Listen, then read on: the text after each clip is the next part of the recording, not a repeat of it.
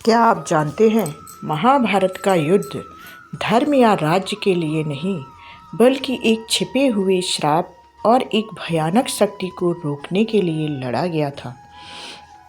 जिस रात कर्ण का पतन हुआ, उसी रात शकुनी ने दुर्योधन को ऐसा सत्य बताया जिसे ना तो द्रोण जानते थे, ना भीष्म जानते थे और ना ही स्वयं पांडव जानते थे।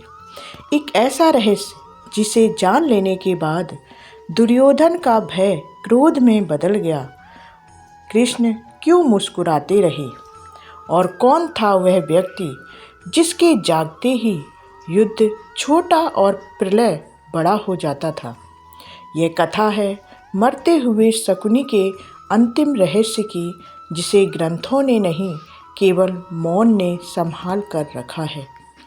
कौरव शिविर पर वह रात किसी सामान्य रात जैसी नहीं थी।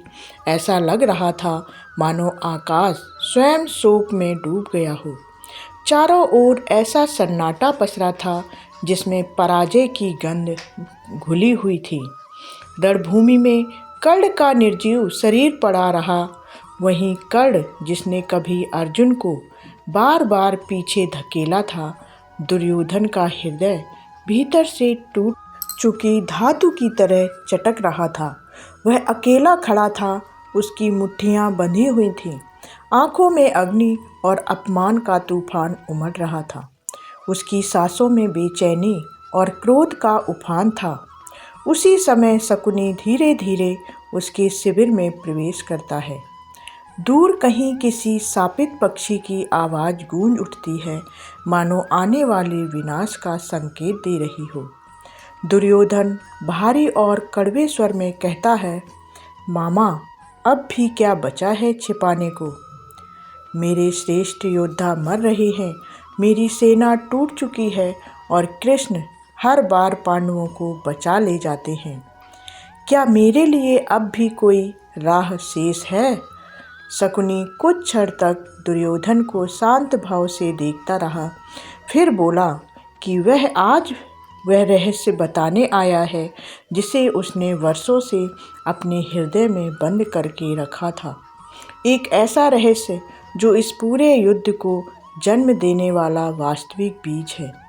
दुर्योधन चौंक उठा और बोला कि कृष्ण तो इसे धर्म युद्ध कहते हैं, फिर यह बीज कौन सा है? शकुनी धीरे से बैठ गया। उसकी आंखों में गहरी उदासी उतर आई। उसने बताया कि उसके पिता, उसके भाई और उसकी बहन सभी को हस्तिनापुर ने कैद कर लिया था। उन्हें इतना ही भोजन दिया जाता था कि केवल एक ही जीवित रह सके। हर दिन उसके परिवार ने उसे बचाने के लिए अपना भोजन उसे दे दिया। अंत में जब केवल वही बचा तो उसके पिता ने कहा कि हमारा परिवार तो मर जाएगा, पर हमारी अस्थियों से बना यह पासा जीवित रहेगा। यह पासा उसके परिवार की हड्डियों से बना है और उसमें आज भी उनके अधूरे श्राप की ज्वाला धधक रही है। इसी कारण उसके पासे हमेशा वही परिणाम देते हैं जो वह चाहता है। शकुनी आगे कहता है कि लोग समझते हैं यह युद्ध जुए, द्रौपदी या राज्य के कारण हुआ, पर सत्य इससे कहीं अधिक गहरा है। यह युद्ध इसलिए हो रहा है क्योंकि कुरुवंश पर एक अदृश्य श्राप था। एक ऐसा श्राप जो कहता था कि कुरुवंश का अंत उसी व्यक्ति के कारण होगा जिसके साथ हस्तिनापुर ने सबसे बड़ा अन्याय किया था, और वह अन्याय उसके परिवार के साथ हुआ था। यह युद्ध उसके प्रतिशोध की राख से जन्मा है। दुर्योधन का चेहरा पीला पड़ जाता है और वह पूछता है कि क्या उसकी लड़ाई, उसकी महत्वाकांक्षा और उसकी मित्रता सब कुछ उसी प्रतिशोध का हिस्सा थे? शकुनी उत्तर देता है कि यह केवल प्रतिशोध नहीं, बल्कि नियति की पूर्ति थी, क्योंकि कुरुवंश का अंत लिखा जा चुका था और वह केवल उस नियति को आगे बढ़ाने वाली हवा था। फिर शकुनी एक और भयावह रहस्य खोलता है। वह कहता है कि लोग समझते हैं कृष्ण इस युद्ध में पांडवों के पक्ष में हैं, पर सत्य यह है कि कृष्ण इस युद्ध के वास्तविक कारण नहीं हैं। वे एक ऐसी शक्ति को रोकने आए हैं जिसके बारे में पांडव भी नहीं जानते। यह युद्ध दो सेनाओं का नहीं बल्कि दो अदृश्य शक्तियों का है। एक उसका श्राप और दूसरी कृष्ण की इच्छा। दुर्योधन भयभीत होकर पूछता है कि वह कौन सी इच्छा है।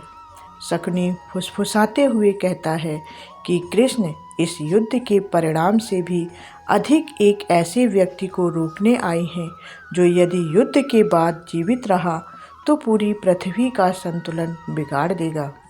वह व्यक्ति कोई साधारण योद्धा नहीं बल्कि विनाश का बीज है। शकुनी अंत में बताता है कि वह व्यक्ति अश्वत्थामा है, जो द्रोणाचार्य का पुत्र, जो केवल मनुष्य नहीं बल्कि चिरंजीवी है। उसके भीतर एक ऐसी अग्नि सोई हुई है जिसका क्रोध यदि जाग गया तो वह केवल योद्धाओं को नहीं बल्कि पूरे वंशों को नष्ट कर देगा। कृष्ण उसी क्रोध को रोकने आए हैं क्योंकि वे भविष्य देख चुके हैं। दुर्योधन भय से भर उठता है, यह समझते हुए कि यह युद्ध केवल राज्य या सिंहासन के लिए नहीं बल्कि विनाश और संरक्षण की अदृश्य लड़ाई है। अगर आप भी ऐसे ही छिपे हुए रहस्य, अनकही कथाएं और ग्रंथों से परे की सच्चाइयां जानना चाहते हैं तो इस कहानी को यहीं पर मत छोड़िए। इस वीडियो को लाइक करें, शेयर करें और चैनल को सब्सक्राइब कर लें, क्योंकि अगली कथा इससे और भी अधिक भयावह होने वाली है। और ऐसे ही धार्मिक रहस्य भरी जानकारी के लिए हमारे चैनल को सब्सक्राइब कर लें। कमेंट में जय श्री कृष्णा ज़रूर लिखें। धन्यवाद।